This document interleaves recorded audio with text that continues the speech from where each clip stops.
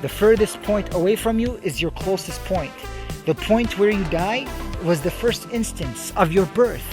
What happens, they say, when you die? The first moment of your death, you awaken again as a baby.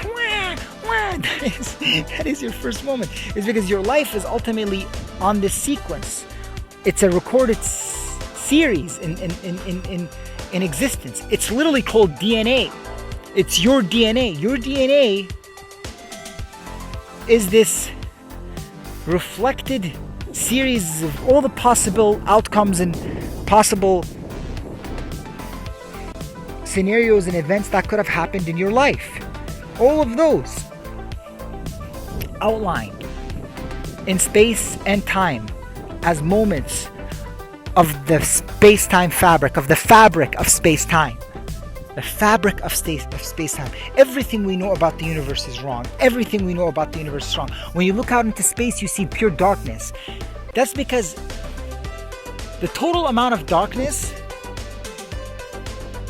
or what we think is the total amount of darkness, is actually very small in comparison to the total amount of content and material objects in the universe. It's actually the small spaces between them that we think is the biggest spaces of space, the biggest dimensions of space.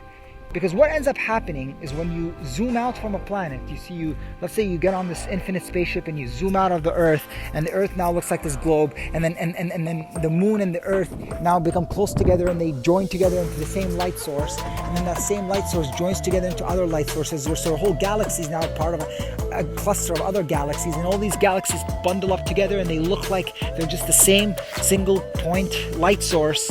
And then you keep zooming out and you see other point-like sources that are all hosting an infinite series of orbital systems and circuits of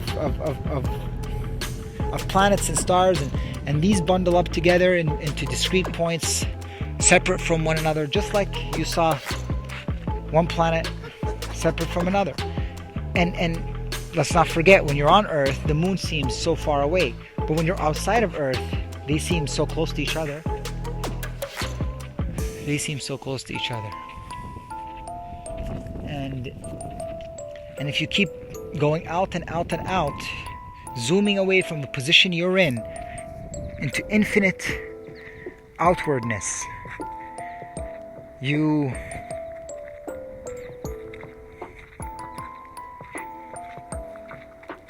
infinite outwardness.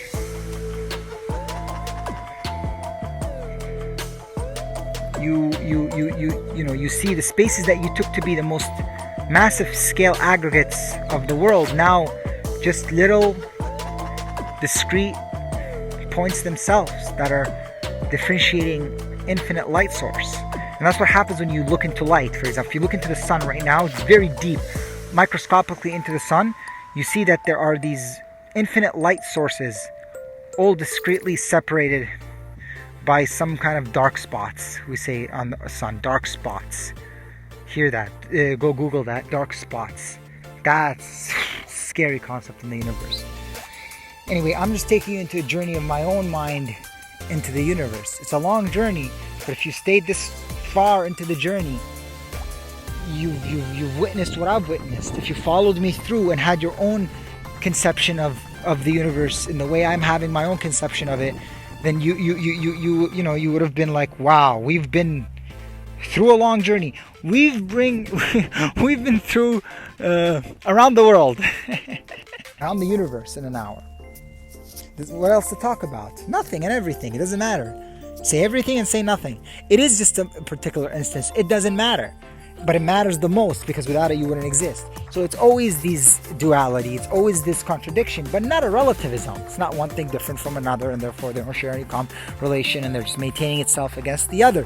That's what's happening in the crude state of nature, and that's how things subsist themselves, maintain themselves as not other things, but their fundamental interaction, their fundamental reaction is that they are in a relation with one another. They interact with one another, and they both bear the same essential nature. They exhibit that outwards as their same dimension, the same object which discloses them.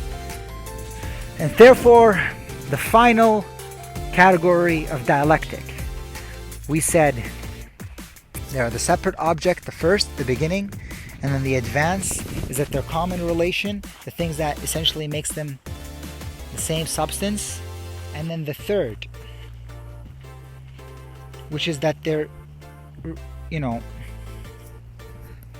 relation is more fundamental than the parts that make them up. The relation is more fundamental than the parts that make them up. They are both